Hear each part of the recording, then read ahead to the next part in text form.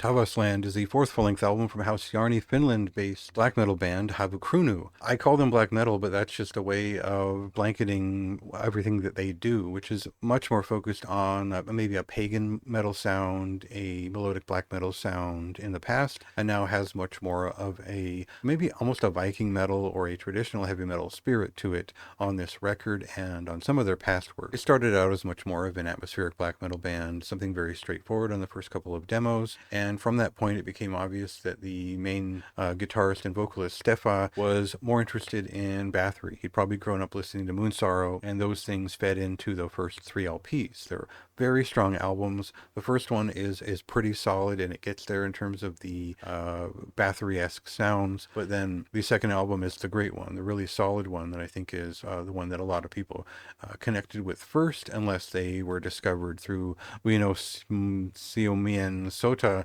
their third record, which is the popular one that broke through and got a lot more notice. It got them signed to Svart Records because of the notoriety that came with it, and the way they followed up that big record, that very intense, densely set and loud album, is something that is entirely more dynamic and patient in its presentation. So we'll get to that. You'll hear it right away when this clip hits. This is probably their most Bathory-esque production to date.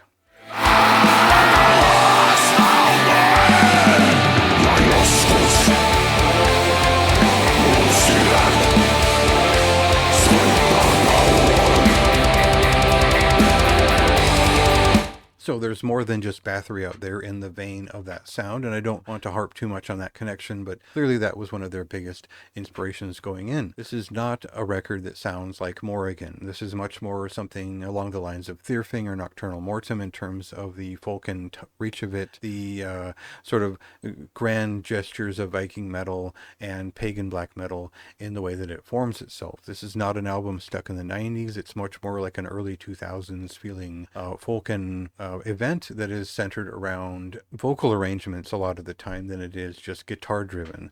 There are black metal songs on here. There are more aggressive points throughout.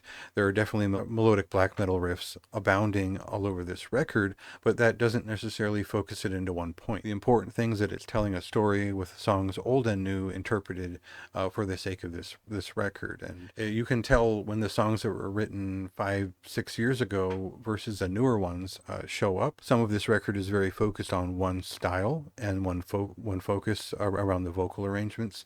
The other half of it pulls back to the more guitar-directed events of the second album. At no point do we return to the previous record and it's blocked up and loud and congested sound full of exuberant ideas. Now they're pulling back the shoulders, they're relaxing, and they're putting out a big epic black metal record. That's the way that I would put this. This is a black metal adjacent epic melodic metal record. What is special about it? What is so magical about it? That might depend on how big of a fan you are of the band so far, because I found this record is just okay. It's solid, it's good, it's above average. Production values are fine. The song rating is distinctly theirs in most sense. So there's nothing to not like about it. It's a big record. It does get a high recommendation from me, although I don't find myself ready to return to it because I've collected so many records like this over the years. It isn't necessarily what I would go to Havukruunu for. This style in the last two records is something a little bit more distinct to me, and so that's how it shook out for me. See what you think when it releases tomorrow on February 28th, and check out my written review for more of my thoughts on this album and the band's discography.